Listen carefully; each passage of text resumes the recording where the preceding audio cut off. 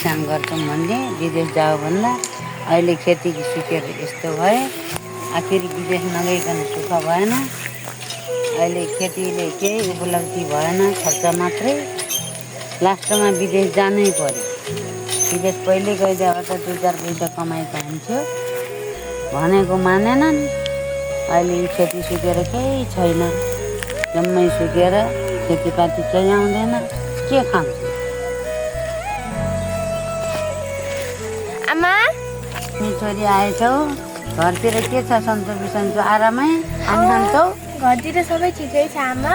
अनि उहाँ दाजुहरूले त विदेश पुग्नु पनि भयो रे, अनि राम्रो काम पनि पाउनु भयो रे नि।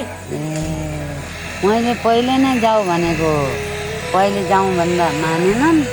राम्रो काम पाए रे, राम्रो काम ल राम्रो भयो, धन्यवाद भयो। पहिले मानेको भएदेखि कमाउने थियो 2-4 पैसा, पहिले मानेनन्। ढिलै भए पनि बुद्धि आएछ, राम्रै भयो। राम्रै कुरो सुनायो सुमी छोरी।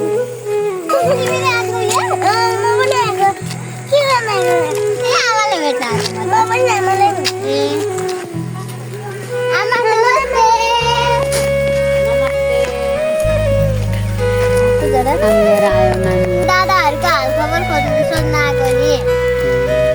दादाहरूको राम्रै काम चलेको छ अरे। पहिले भनेको मानेनन्, बेलामा भएनन्। त्यो बेलामा भयो नि पछि नै भयो नि बुद्धि आयो। अहिले राम्रै काम पाएछन् कि राम्रो भयो होला। राम्रै कमाइन्छ। आमा काम के छ नि दिनु न, हामी गरिदिन्छौँ। पनि अब कामै गर्छौ भने एउटाले खोर सफा गर, एउटाले पराल छुट। ल त म खोर सफा गर्छु। खरेटो त्यहाँ छ, गएर माथि गएर पराल।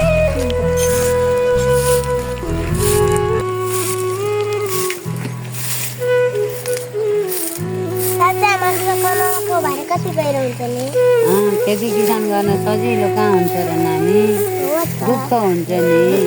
आमा हामी घर जान्छौँ, हामीले काम पनि भ्याइसक्यौँ। पानी सानी खाएर जाऊ न त नानी हो। नै आमा हाम्रो घरमै खाजा नास्ता पाकेको छ। कति ज्ञानी नानीहरू हो।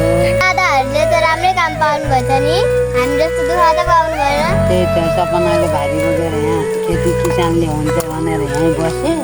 खेती किसानले केही उपलब्धि भएन, लास्टमा विदेशै जानु पर्यो। अहिले चाहिँ अलिअलि कमाएका छन्। दादाहरूले त राम्रो काम पाउनु भएछ त। राम्रो काम पाएछन् अहिले त। आमा काम पाउने त भाग्यमानी हो नि। यता हामी यत्तिकै त्यही त नि बाबु।